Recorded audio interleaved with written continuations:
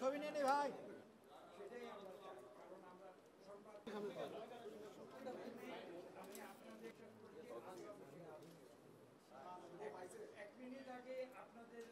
নির্বাচন কমিশনকে আমরা অনুরোধ করেছি যে তারা যেন একটি উদাহরণ সৃষ্টি করতে পারে, যাতে বাংলাদেশের মানুষ শুধু নয় বিশ্বের মানুষ যাতে বুঝতে পারে যে বাংলাদেশ গণতন্ত্রের পথে এগুচ্ছে, এদেশে একটি সুষ্ঠু নিরপেক্ষ নির্বাচন যাতে হয়।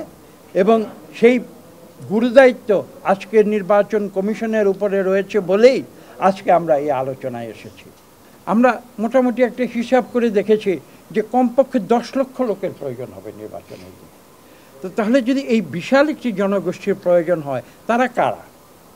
এই প্রশ্নটি আমাদের বিবেচনায় এসেছে এবং এটা বিবেচনায় করছি। কারণ এর একটি বিশাল অংশ বাংলাদেশের যে প্রশাসন, সিভিল প্রশাসন, সেখান থেকে আসে, পুলিশ প্রশাসন থেকে একটি বিশেষ অংশ আসে, আমাদের বিচার বিভাগ থেকে কিছু আসে, ম্যাজিস্ট্রেট যারা আছেন বাংলাদেশে তারা আসেন, এবং আপনারা জানেন যে আমরা আইন শৃঙ্খলা রক্ষার জন্য সামরিক বাহিনীর সহায়তা আমরা কামনা করি। এই বিষয়গুলি আপনাদের মনে রাখতে হবে। এখানে একটি গুরুত্বপূর্ণ প্রশ্ন যেটা আমরা এখানে উত্থাপন করেছি এবং তাদের সঙ্গে অত্যন্ত সৌহার্দ্যপূর্ণ পরিবেশে আমরা আলাপ করেছি। আমি এখানে আনন্দের সঙ্গে বলছি, আমরা যে কথাগুলো এখানে আলোচনা করতে এসেছিলাম এই প্রশ্নগুলো কিন্তু নির্বাচন কমিশন নিজেদেরও প্রশ্ন। তারাও কিন্তু এক বাক্যে একটি কথা বলেছেন যে তারা দৃঢ় প্রতিজ্ঞ, তারা একটি সুষ্ঠু নিরপেক্ষ নির্বাচন করবে, এবং আমরাও বলেছি যে আমরা সেটাই চাই। এই মতৈক্য আজকের আমরা প্রতিষ্ঠা করেছি এবং এটা আমি বিশ্বাস করি এই দেশের জন্য কল্যাণকর হবে।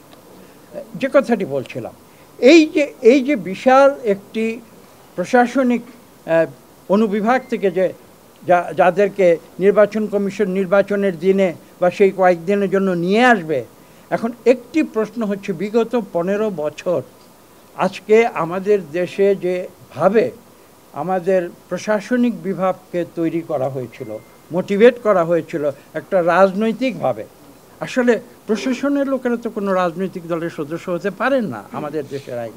কিন্তু দুঃখজনক হলেও কথাটি সত্য যে বিগত 17 বছরে আমরা দেখেছি যে এই দেশের প্রশাসনিক বিভাগকে রাজনৈতিকভাবে মোটিভেটেড করে বিগত 2014, 18 এবং 24-এর যে 3টি নির্বাচন আপনারা দেখেছেন, সেই নির্বাচনগুলো নির্বাচনের নামে কি হয়েছে? প্রহসন হয়েছে।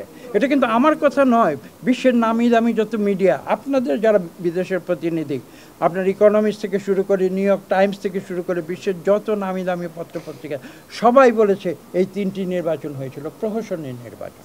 কাদের দ্বারা হয়েছিল? এই যে যারা নির্বাচনের দিন যারা সরকারি কর্মকর্তা হয়েও যারা নির্বাচন কমিশনের পক্ষে নির্বাচন পরিচালনা করেছিল, তাদের কারণে হয়েছিল। এবং এই কথাটি আমরা গুরুত্ব দিয়ে বলেছি, বিশেষ করে যে 15 বছরে যাদের চরিত্র হনন করেছিল আওয়ামী লীগ স্বৈরাচারী, তারা 15 মাসে যে তারা সব কিছু সংশোধিত হয়ে যাবে এতটা আশা করা আসলে বাস্তবতা নয়। কাজেই নির্বাচন কমিশনকে সতর্ক থাকতে হবে। এবং এটাও বাস্তবতা, নির্বাচন কমিশনের তো নিজস্ব লোকবল বা জনবল 10 লক্ষ নেই যে তাদেরকে দিয়ে নির্বাচন তারা অনুষ্ঠিত করবে। কাজে এই যে একটা অত্যন্ত গুরুত্বপূর্ণ বিষয়, সেই বিষয়টি সম্বন্ধে তাদেরকে সচেতন করা, তারা ইতিমধ্যে সচেতন আছেন, তারপরেও আমাদের এই কথাগুলো বলা প্রয়োজন। সেই মূল কথাটি আমরা বলেছি। এবং বিশেষ করে বিতর্কিত যারা, প্রশ্নবিদ্ধ যারা রয়েছেন, তাদের যেন আগামী নির্বাচন প্রক্রিয়ায় কোনোভাবে অংশগ্রহণ করতে না পারে, কোনো প্রভাব ফেলতে না পারে, সেই সম্বন্ধে নির্বাচন কমিশনকে অত্যন্ত সতর্ক থাকতে হবে। এটা ছিল আমাদের আলোচনার একটি মূল বিষয়।